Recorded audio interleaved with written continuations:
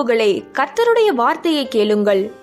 இதோ, நான் உங்களுக்குள் ஆவியை பிரவேசிக்க பண்ணுவேன், அப்பொழுது உயிரடைவீர்கள். எசேக்கியேல் 37:4-5. உலர்ந்த எலும்புகளே, ஆண்டவரின் வாக்கை கேளுங்கள். நான் உங்களுக்குள் உயிர் மூச்சு புக செய்வேன், நீங்களும் உயிர் பெறுவீர்கள். எசேக்கியேல் 37:4-5.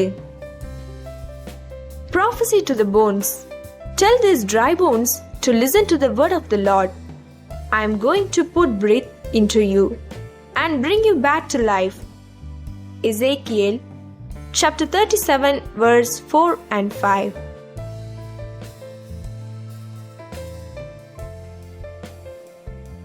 கிறிஸ்துவுக்குள் பிரியமானவர்களே, தேவன் இன்றைக்கும் மரித்துப்போன ஆத்துமாக்களுக்கு ஜீவனை கொடுத்து உயிர்ப்பிக்கிறார். ஆவிக்குரிய செவிடர்களாக, ஆவிக்குரிய குருடர்களாக இருப்பவர்களை தேவனுடைய வார்த்தை மெய்யாகவே உயிர்ப்பிக்கும் வல்லமை கொண்டதாக இருக்கிறது.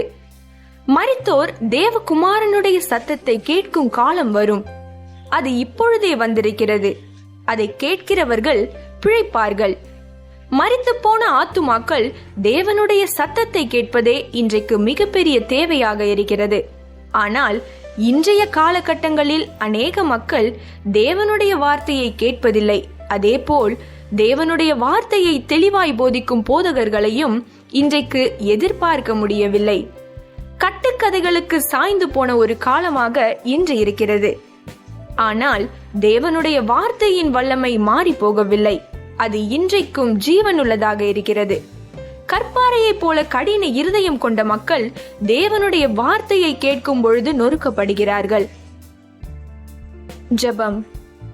கிருபையும் இரக்கமும் நிறைந்த பரலோக பிதாவே, நாங்கள் உம்முடைய வார்த்தையை கேட்டு ஆவியிலே உயிரடைய அருள் புரியும். உம் நாமம் மகிமைப்படுவதாக.